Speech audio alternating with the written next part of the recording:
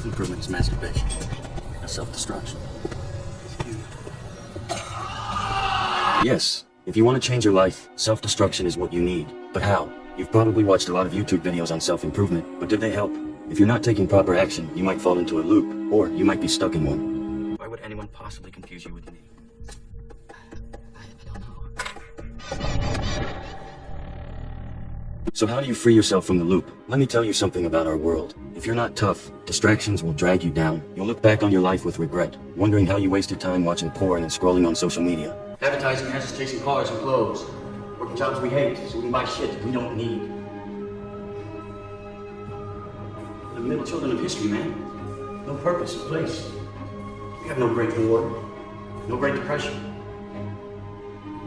Our Great War is a spiritual war. Our Great Depression is our lives.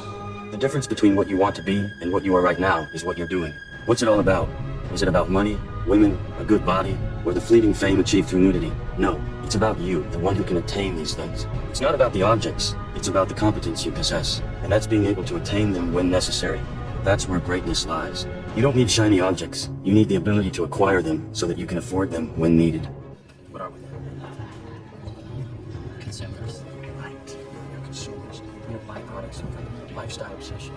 Things you own end up owning. You don't just want to achieve what you desire, but to become the version of yourself who can achieve it. If I give you $1 million, you better be a millionaire. Otherwise, you won't be able to keep it. But if you go out and earn $1 million for yourself, aren't you better at holding on to it? Even if you lose it, you'll be better at making it again. In the end, you'll be something better, with more capabilities and skills. So, competence is the goal, not just fulfilling frivolous desires. If Nietzsche were here, he'd probably say, to transcend one's humanity is to destroy oneself. And you might as well commit yourself to the highest good that you can attain, because why not? It'll imbue your life with meaning. It's hard, the responsibility's there, but all the meaning's in the responsibility. That'll justify your damn miserable existence at 3 o'clock in the morning when you're wondering what the hell you're doing here. There are parts of you that aren't aligned with your goals. As long as those parts exist, you can't win the game or become the competent person you aspire to be. So what do? You kill them. But how do you kill them? Your mind is the battleground. If you don't take side with the good part, the bad part wins. And this leads to somewhere you don't want to go. The purpose is always there. The purpose never leaves us, because the very purpose is you. You are always the purpose. That is the number one purpose in life, is to better oneself. It may sound simple, but you need to destroy bad habits, false beliefs, mistaken behaviors, the lies you tell, the pursuits of pleasure, and the arrogance, deceit, and resentment you harbor. Eliminate anything that drags you down, any situation that weakens you, any action you doubt. And if you can't change something or someone for the better, move away. Don't postpone what you believe would be beneficial, but delay gratification if it's not the right time. And if you're unsure of what to do, ask yourself, what's the hard thing to do? It's often the right thing. Integrate the dark parts of yourself. Don't suppress every negative emotion or desire. Incorporate them into your life in a civilized manner. Denying your animalistic nature is worse than indulging it, but controlling and integrating it is the key to becoming a new version of yourself. The competent version that can master life through wisdom and strength. But is it easy? Of course not. Nothing great is easy. What are you, a child? That's the thing. You need something, because your life is tough. It's hard. You need something that, you need something to get out of bed for and fight for. You probably don't know where to begin, so let me clue you in. Start by identifying the flaws in your personality, your life, your behaviors, and your beliefs. Self-reflection and admitting your flaws are the initial steps toward achieving greatness, and the first steps toward your destruction, too. Welcome to Fight Club. The first rule of Fight Club is, you do not talk about Fight Club. The second rule of Fight Club is, you do not talk about Fight Club. Then envision your ideal life, your ideal self, the future you want to have. Because without something greater than the struggle you face, you'll drown. The suffering you feel when quitting bad habits and doing the right things is worse than you think. But it's not the suffering that hurts. It's the meaninglessness of the suffering. If it's for a great cause, a great purpose, if it's the road to the top of the mountain, the view at the end, the gratitude knowing you climbed a high mountain and succeeded, it justifies everything. You know it's worth it.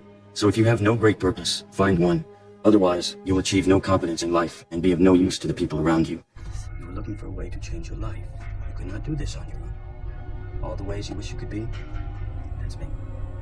I look like you want to look, I fuck like you want to fuck. I am smart, capable, and most importantly, I'm free in all the ways that you are not.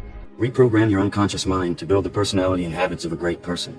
Eliminate distractions, eliminate negative influences, surround yourself with the right people, and you'll have the right exposure. That's what I call luck optimization. Input high-quality content into your mind. Read beneficial books, listen to good podcasts, and watch useful videos that at least you don't feel terrible after watching them. And subscribe me, because I am trying to help you. Meditate on how to be great. Your attention is limited. You can use it mindfully, watching and learning, but you can also use it finding flaws in your friends to joke about them. It's up to you. If you want something, you have to look for it in every corner of the room. You overcame things. You fought them. And now this is what happens. This is on the other side of overcoming. You become very, very powerful when you overcome yourself. If you're scared of doing something or procrastinating, ask yourself, would you act the same if a gun was in your mouth? If the fear can drive you to do your best, why aren't you doing it now without the fear? If it's difficult, think of the consequences of not doing it. The regret will be greater. The pain of not reaching your potential is greater than the pain of trying to reach it. That's the secret. The great do not betray themselves. First, you have to give up. First, you have to know, not fear. Know that someday you're gonna die. You don't know how this feels. If you realize your ideal isn't as good as you thought, it's okay. Over time, you'll progress, and so will your ideal self. Adjust your goals, but never give up. Sometimes it's dark, and you can't see the end, but believe, for you will see results. That's all for now. If you've made it to the end, you're quite a legend. I expect greatness from you. Don't forget to subscribe to the channel and like the video. For those with opinions, every comment will be read by me. If you have any perspectives, criticisms, or ideas, write them in the comments.